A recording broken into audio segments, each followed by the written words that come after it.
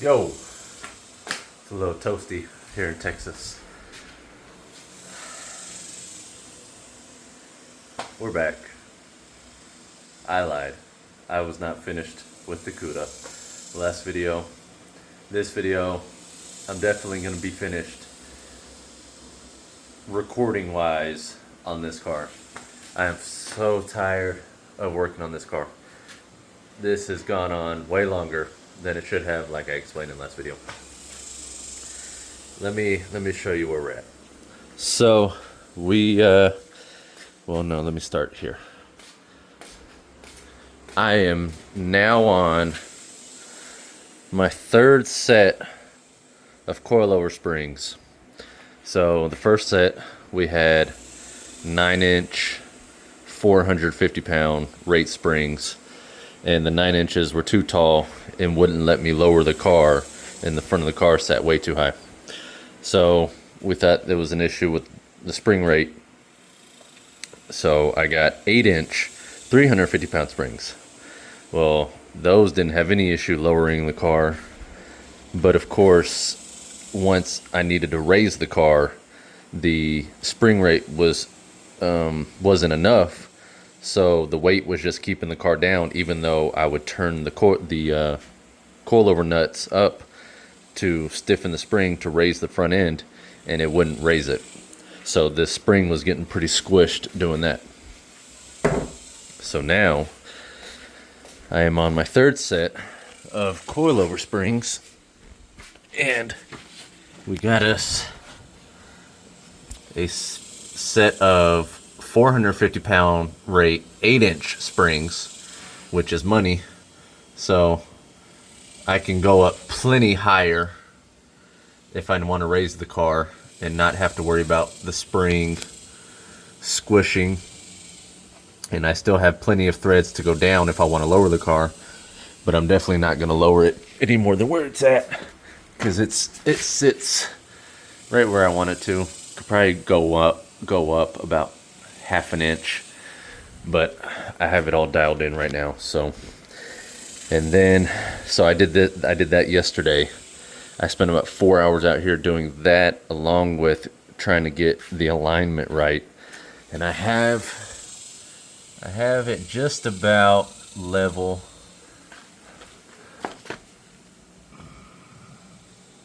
So I think this one, the top of the wheel could come out a little bit more to push this side down a little bit. But with how long I worked on it, that's done. That's good. The steering wheel still isn't center. I want to get some different tie rods anyways, so I'm done messing with that. So next, going back to power steering. I am not too excited about it. So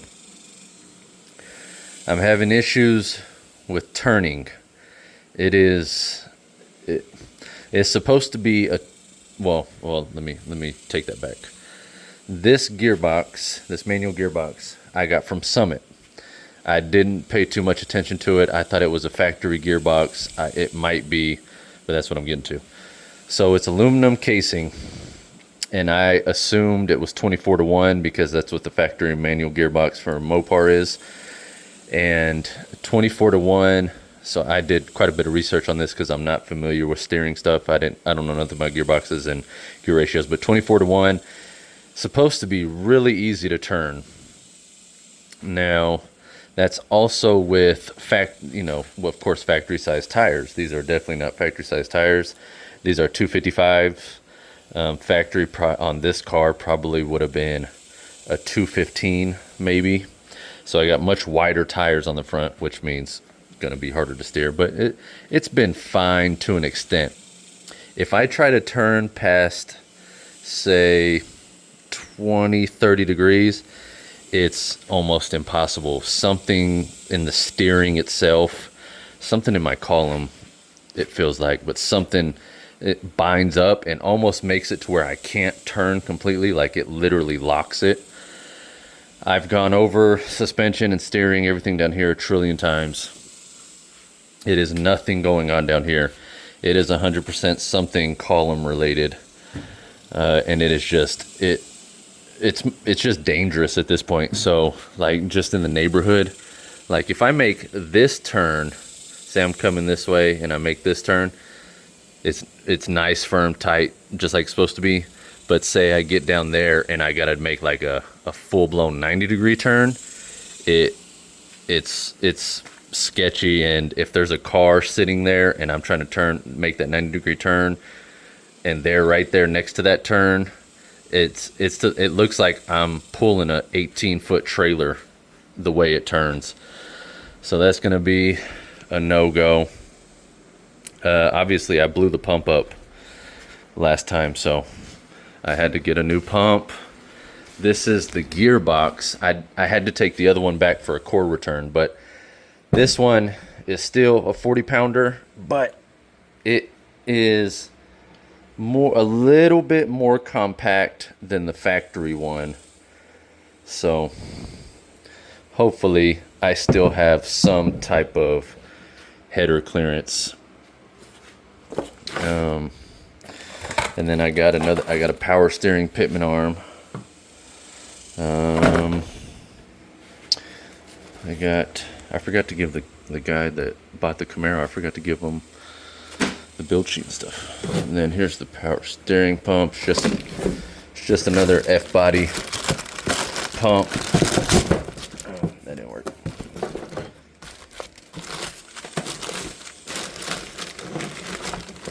Just another F-body pump, nothing special. So this video is just going back to power steering. It's really just an unbolt, bolt in type deal. So no need to explain anymore. Put my fuel pressure gauge on. Oh, I ordered another ECU. Bumper. I ordered another ECU, and I messaged them and I told them tire height, rear tire height, gear ratio, so that my speedometer hopefully isn't 10 miles off now with the digital gauges, because it's exactly 10 miles. It shows 10 miles slower than what I'm actually doing, which didn't bother me, but I figured since I'm ordering a new one, get it all done. And then I'm still running rich, of course, and it's bogging down, and I never even realized or paid attention to the fact that this is an LS1 intake. Well, sorry, I know it's an LS1 intake, but the injectors, they're a higher pound flow rate than the factory truck. So the factory truck is 18 pounds injector, 18-pound injectors, and the LS1, so these factory EV1 injectors, they're 26, and that's a huge difference. I changed the plugs, and I know I have, is this one? I think this is one, yeah. So it's actually not that bad, but it's definitely soaked in fuel. All of them were. So it's just the injectors obviously are the issue. I might go back to the truck intake. I messaged them when I ordered, so I got a ECU. That's an ECU set up for a 5.3 4060, because I thought I was getting a 5.3 originally, and I ended up getting a 4.8, blah blah. So I got the ECU set up for a 4.8 with 4060. I told them gear ratio, tire height, so that's correct. And then I told him, asked him to try and tune it for this intake on that, and even he suggested just going back to the truck intake. So if I get that ECU and I'm still having that issue of running rich, I might go back to the truck intake, because it bogs under 1200 RPM. It bogs down pretty bad and it sounds horrible. So, and it's just gonna keep running horribly until I either cam it, which definitely ain't happening anytime soon, that intake on it, but we'll see. But let's get to tearing this apart. Let's get the steering done so I can finally be done with this car.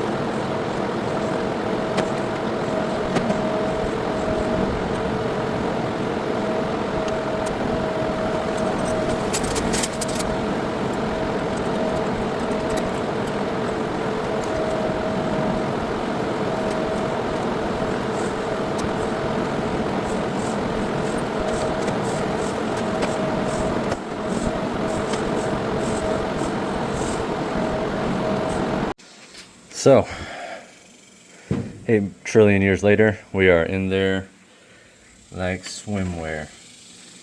And everything connected. Pulley, pump, belt, hoses. Just need to make sure. Ouch. I put some fluid in there. We're in there. So this bad boy. That's all broken. That's where I assume, well, this is where it was leaking after I plugged this port. It all the pressure came out of here and knocked this loose. So it is junk. Come on. I don't care. Still good though. Keep that. Throw that in the LS swap stash. Big issue though. I would be done, but so pitman arm on, everything hooked up. Wheel relatively straight. Yeah, no. So I was fighting the pitman arm, getting it on. So steering wheel's all jacked up. So let's straighten it out. And you got this wheel is no bueno.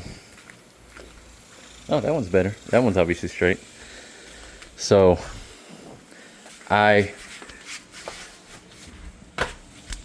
now, hold on.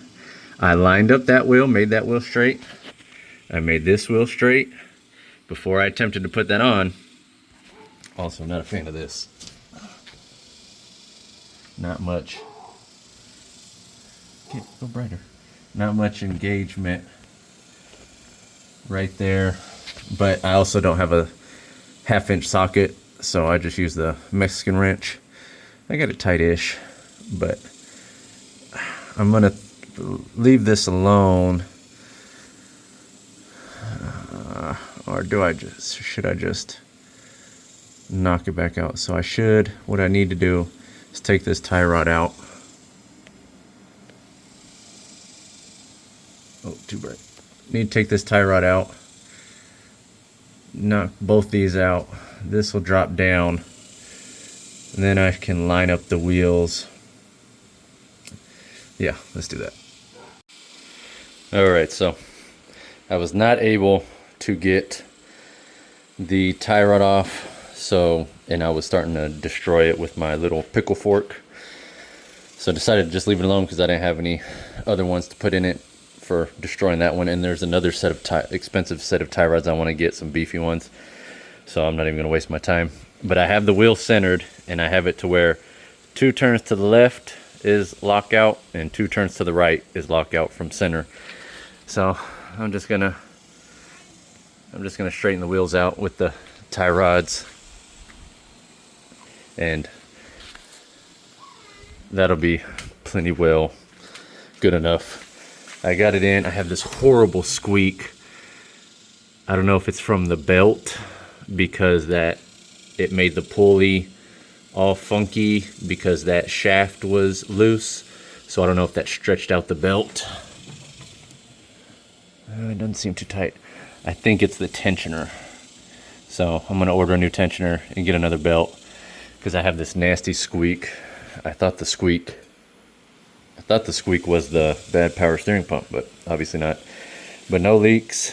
Power steering works. I bled the system. Oh, it's all wet from, I got power steering fluid everywhere because I had the cap off.